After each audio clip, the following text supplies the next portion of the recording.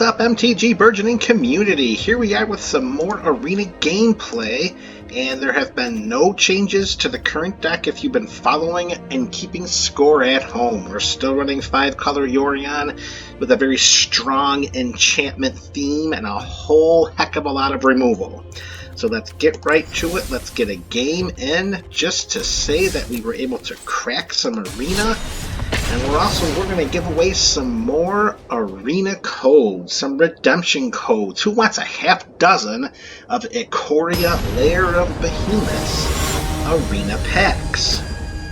Let's try to get those triomes into circulation before they rotate out of standard when the first Innistrad set hits, coming this fall. And our first opening hand here is not looking particularly wonderful. Ah, boy, you know what? I think we're going to mulligan that. And this is not that much better, but we do have 2 ramp spells to get us some cards into our, to get some lands into our hand. Alright, so let's keep the 6. And let's say we are going to put Asika back. Alright, we got Vraska. Oh, going against the bear! Here's Iggy, of course. If anyone that's not familiar with Iggy, there he is, our little dragon whelp. Alright, so we are going to go straight here, right into a Slitherboar pathway. Oh man, this deck again. Boy, I seem to draw this deck an awful lot. Yeah, alright, 3-1 right off the bat. Oh, I kind of wish I would have... Well, alright, that's not a problem. So we're going to go... Let's see here. Let's put out the island, and then let's throw out a Path of the World Tree so that we can cast the Birth of Meletus next turn. We're going to grab ourselves a Plains. And that's what we'll cast next turn. Get ourselves another Plains, and then a Wall, which we will hopefully be able to use to... Well, not anymore. Oh, baby. Yeah, we could be in some trouble here. Where is our removal? Oh, boy. Alright, so we'll get our Archon of Sun's Grace out there next turn, though I sense they're going to have some form of removal. Oh, baby, this could be a quick loss right here. Oh, come on. 8-1. Oh. Yikes. That'll help.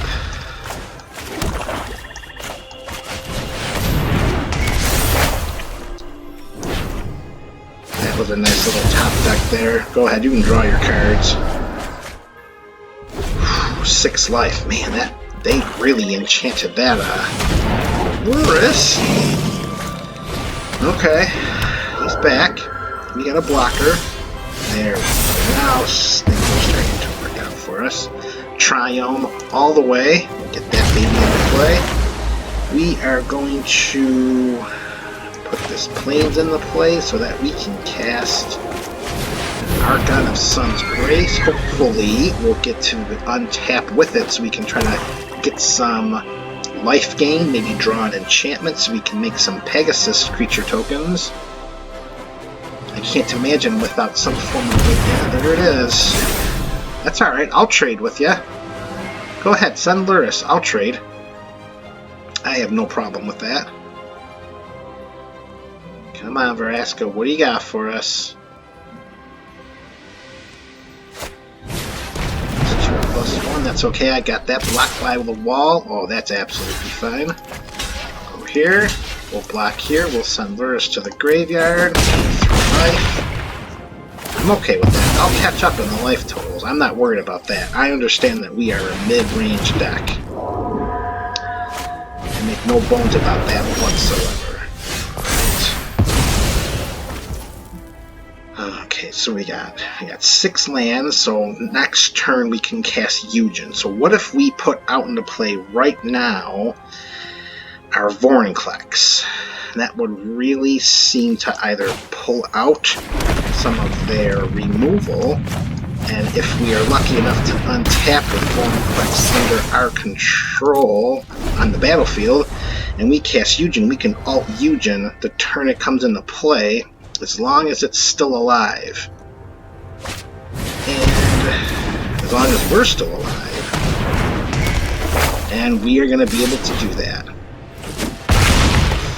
Okay, here we go. This is going to be great. Land goes in. We're going to grab ourselves a nice swamp. Put that bad boy into play. There goes Eugen. He comes in play 14. We're going to alt that baby. We're drawing 7. Oh, yeah, that's going to work out. Oh, baby. 7 permanent cards into play. Well, we're going to go 1, 2, 3, 4, 5, 6. And you know what? I think we're going to throw Kaya out there, too. There's 7. Oh, this is going to be great. Shaboom boom. There's no job. And I think we'll destroy that. Like I said, we're going to fall behind in most games, but we're going to catch up because of the strength of the spells in this mid-range deck.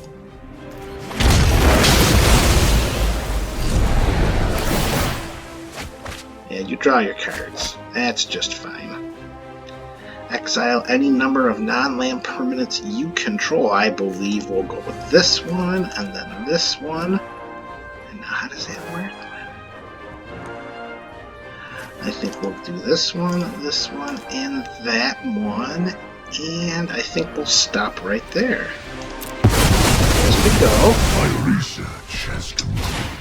And now I think what we're going to do, you may cast a legendary permanent from your graveyard or from one card to an exile. We don't have any. We don't have. Yeah. And boom, there goes the dynamite. And we go up 1-0. Very, very good. So I think it's a great time right here during our intermission because we'll squeeze one more game in after that triumphant victory of our 5-color Yorion deck. The 3 following subscribers are going to receive some arena codes, and those are going to be Archangel Elf, Jay Sheng, and newcomer Silver Windfire. So you 3 are going to receive some Ikoria Lair of Behemoth MTG Arena codes. Just send me out an email at mtgburgeoning@gmail.com and I'll get those codes to you as quickly as possible. They do expire on Thursday, July 1st, so the quicker I get your email, the quicker you'll get your codes, and the quicker you can build up that Ikoria collection for Historic and for Standard for a little while, again, until we get to the fall.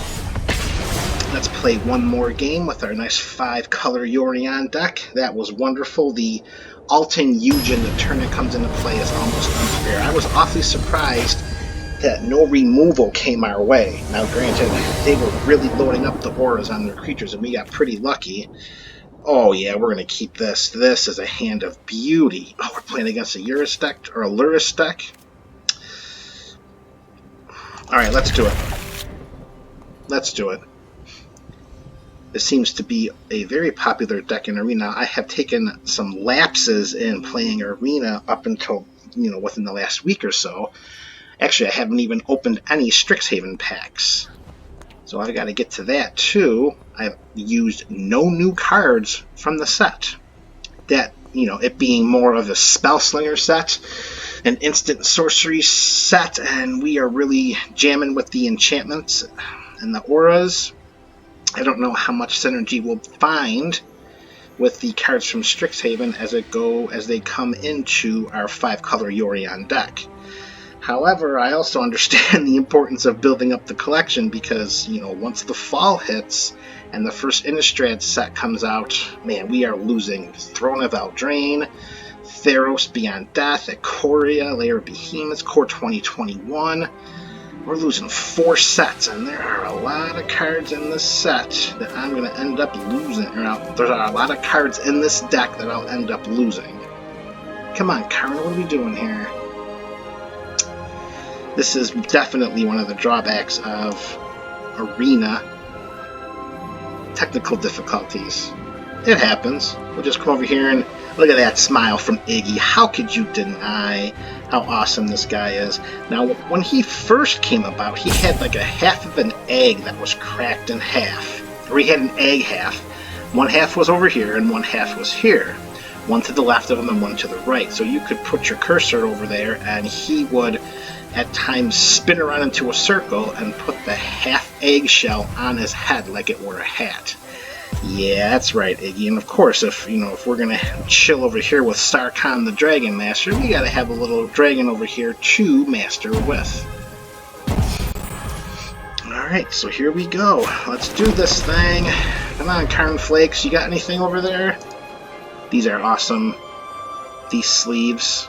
Oh, I love those sleeves.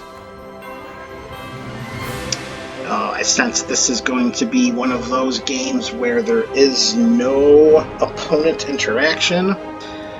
Whether the opponent got locked out, I don't know if there's maybe some Wi-Fi concerns or just computer crashing or whatever it is that's happening.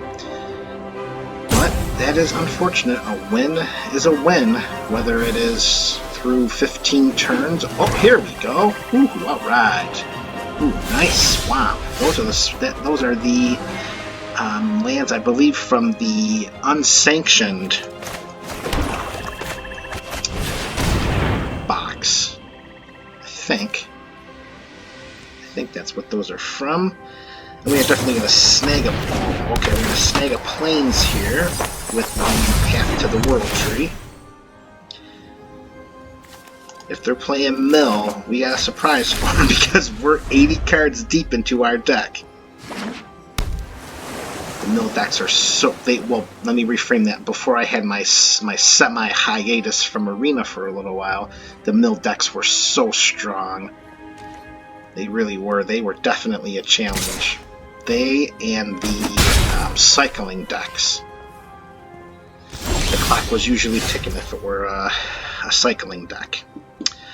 Alright, what to do here? Well, I think we're definitely going to get that into play, because then that opens our hand up to some removal spells that we could definitely use if they decide to get cute, but I'm wondering if maybe we should try to force the hand here a little bit. Alright, let's go click this, and we're going to that so that we can Lithiform Blight this forest. Because then we should be, hopefully next turn, if we do draw a basic, it can come into play untap, then we can cast our Furge's Retribution, draw us a basic land here, or a pathway. Binding of the Old Gods isn't terrible. With that in mind, maybe I should have just played the Triumph instead of playing the Plains. Then that would have diversified the mana a little bit for our next turn. Yeah, we'll chalk that up to a misplay.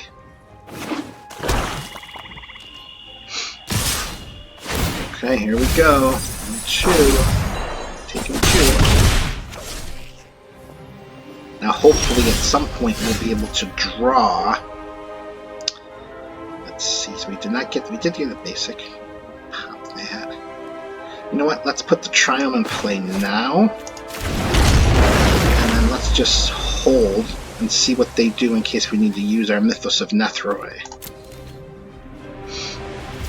Again, like I said during our first game in this video, we are mid-range, so we know we're going to take a few lumps early, and that's okay, because we do have the ability to come back.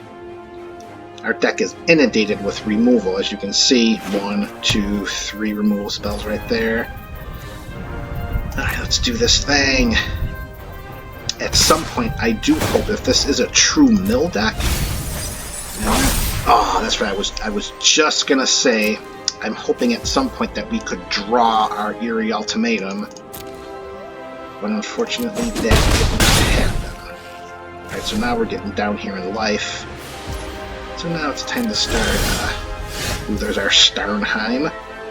So we're going to play this island, and I think it's going to be time to pop this guy right here. Although I sense they may just flash one in at the end of turn. Maybe it would be better if we put a blocker into play. We'll lose a life, or we can trade. Nah, let's do this, because then we can get rid of one anyways, and then ramp up next turn. I do sense they're going to flash someone in. Oh! counter spell. Oh, I forgot about that. Okay. Drown in the lock. And here I was thinking, no counter spells, and I just forgot that they existed. I don't know how I could. Ooh. We may be in trouble regardless now. Because even if we successfully cast our Binding of the Old Gods, that still opens them up with the possibility of just flashing someone in. What to do? Well, we'll try it again, and they'll probably counter it again. They're definitely in the driver's seat waiting this way. Yep, say please. And that's the way the news goes. Alright folks, so this is going to be a 1-1 record on this day. Sometimes you win, sometimes you lose, sometimes you get counterspelled back to back.